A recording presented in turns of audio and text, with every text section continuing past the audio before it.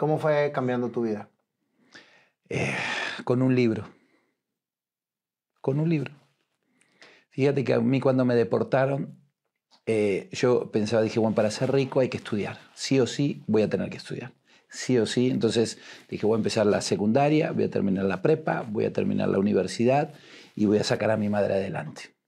Pero da la casualidad que voy a dar una plática a Alcohólicos Anónimos, ya tenía un par de años sin alcohol y sin drogas. ¿En Argentina? En Argentina. Voy a dar una plática gratuita. La gente no sabía, yo traía 5 pesos para el camión.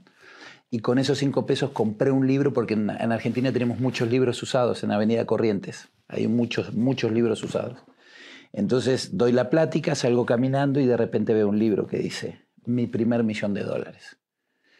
Dije, no, hombre, este me habla, ¿no? Entonces compré con esos 5, caminé como 4 kilómetros porque compré el libro y me tuve que... Ya lo tenía para el camión, pero me lo leí en el Obelisco, sentado en el Obelisco, casi todo el libro. Y ahí decía en ese libro que los hombres más ricos del mundo no habían terminado la universidad. Y a mí, ese fue el momento justo donde me hice millonario. Así. Porque cuando yo escuché que decía que los hombres más ricos del mundo no tenían que tener estudios, dije, yo no sabía que después iba a estudiar muchísimo, que me iba a entrenar. Pero cuando yo escuché eso, dije, bueno, entonces puedo ser millonario mañana. Y empecé a trabajar. Fíjate, se cayó una creencia en mí de que todo el mundo te dice tienes que tener los mejores estudios. Te tienes que preparar es una cosa. Tener sí o sí la universidad no te va a garantizar. Tú puedes estar en la mejor universidad. Yo tuve universitarios trabajando para mí que ganaban un sueldo, ¿no? Todavía tengo gente que tiene muchos estudios y que trabajan para mí y que son de mucho valor, pero que yo me hice sin tener esos estudios, no necesité esos estudios. Por supuesto que me preparé muchísimo, ¿no? Soy trainer en programación neurolingüística, soy máster en hipnosis, soy life coach, business coach. Preparación. Para cambiar mi vida. Fíjate cómo Dios te va poniendo las cosas en el camino de tal manera que llega donde debe llegar. O sea, si tú no hubieras ido a dar esa conferencia de Alcohólicos Anónimos, que seguramente lo estabas haciendo por regresar todo lo que te habían dado. Todo lo que ¿Estás de acuerdo? Hay que regresar bondadosamente lo que se te regaló. Y en el momento en que lo haces sin esperar nada a cambio, te dan mucho a cambio. Mucho. Que es el aprendizaje que tú recoges cuando estás dando algo por amor. Claro. ¿Estás de acuerdo? Sí, sí. Entonces te encuentras ese libro y es el parteaguas de tu vida. Dios habló. Habló y te conectó con lo que realmente venías a hacer. Claro. ¿Qué dijiste que ibas a hacer cuando eras niño? Millonario. ¿Y qué fue lo que te hizo el parteaguas de tu vida? Un libro que decía cómo ser millonario. Claro. Sí.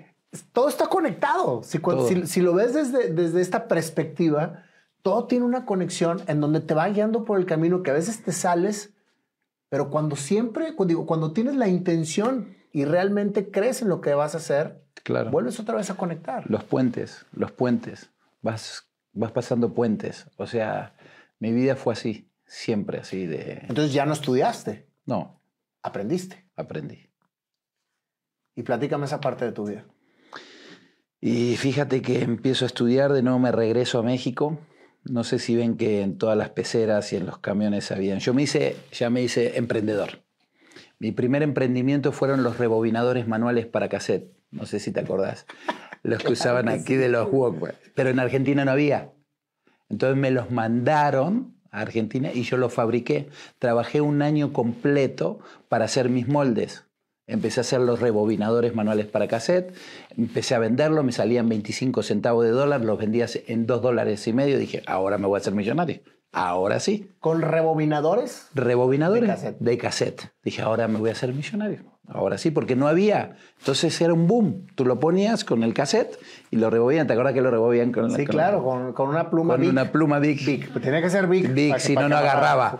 Si no, no amarraba. ¿Y andabas así sí. el cassette? Ok, si no, no amarrabas. Entonces empecé a hacer, perfecto, empecé a vender.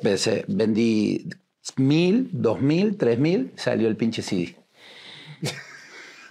No te rías, se acabó. Yo tenía 5,000 rebobinadores ahí guardados todavía. Entonces Yo siempre lo cuento en mi conferencia y los emprendedores luego se dan por vencidos, ¿no? O sea, y se acabó el negocio. Me puse a hacer monederos. Los monederos que hoy en México usan todos los de resortes, esos de resortes que usan los peceros, los taxis, no sé si los conoces. Claro, sí, sí. Yo los traje a México. Yo los traje a México. ¿Tú los trajiste a México? Y yo los vendía uno por uno. No me digas eso. Sí, señor. Yo me subí muchas veces a camiones con monederos. Yo los traje a México. Yo traje a México y los vendía uno por uno a los taxistas de a 10 pesos. Y así empecé mi vida en México.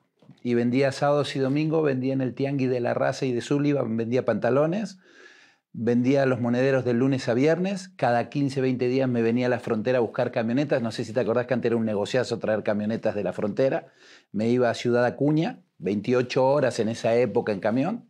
Me llevaba choferes y me llevaba camionetas, juntaba mi dinero, compraba camionetas, vendía camionetas, compraba plástico. ¿Cómo aprendiste a vender? Porque todo había sido venta. No sé. Sabes que de chico yo tuve esa habilidad de ventas. Pero mi papá toda la vida fue negocio porque mi papá, las pocas veces que yo lo veía o cuando yo lo iba a ver, él tenía negocios. Él tenía zapaterías, tenía carnicerías, tenía verdulerías. Entonces yo sabía que, bueno, mi mamá limpiaba en las casas, pero mi papá sí era un emprendedor.